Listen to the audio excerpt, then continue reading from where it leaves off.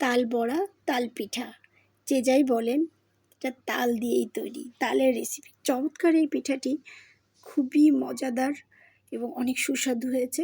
আসসালামু আলাইকুম। চলুন আজকে আমি তাল পিঠা বানিয়ে দেখাই। প্রথমে আমি তাল নিয়েছি 2টা, এটাকে ছুলে তারপরে আমি এর থেকে জুসটা বের করে নিলাম। একটু পানি দিয়ে হালকা একটু চটকে জুসটা বের করে ছেঁকে নিয়েছি। এখন আমি কড়াইতে দিয়ে দিলাম এলাচ আর দারচিনি, এগুলো দিয়ে সুন্দরভাবে গুঁড়ো করে নিলাম একটু টেলে। আর এটা এইভাবে জুসটা এভাবে হবে এরকম। তো আমি একটা বাটিতে নিয়ে নিলাম চালের গুঁড়া, নিয়ে নিচ্ছি নারকেলের পরিমাণটা একটু বেশি হবে, কারণ নারকেলটা মুখে পড়লে তাল বড়ার সাথে খুবই মজার। তো আমি দিয়ে দিলাম চিনি, আর বেশি করে নারকেল নিয়েছি, কারণ নারকেল যত বেশি হবে মজা হবে। আর চিনি পরিমাণটা কম নিয়েছি, যেহেতু আমি 3 কাপ পরিমাণ দুধ নিয়েছি। আর দিয়ে দিলাম ওই টেলে রাখা মশলার গুঁড়োটা। এখন দিয়ে দেবো স্বাদ মতো লবণ,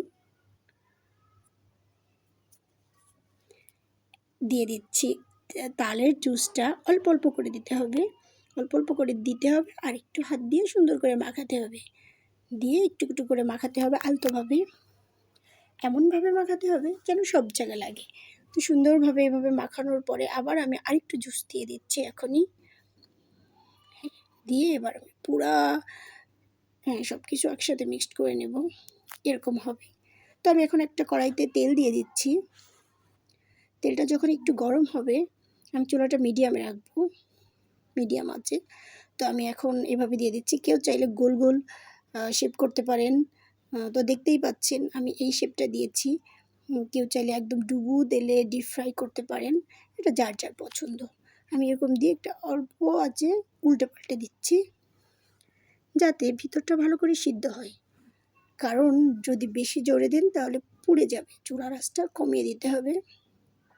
ভালো করে এপিট ওপিট করে যখন বোঝা যাবে যে না এর ভিতর সিদ্ধ হয়ে গেছে, সুন্দর কুক হয়ে গেছে, তখন এটাকে সুন্দর করে নামিয়ে একটা ছাঁকুনির মতো এটা দিয়ে নামিয়ে ছেঁকে সুন্দর করে বাটি ভরে গরম গরম বসে খেতে হবে।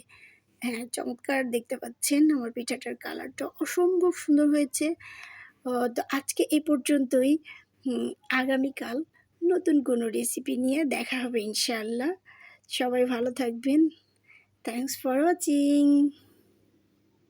আল্লাহ হাফেজ।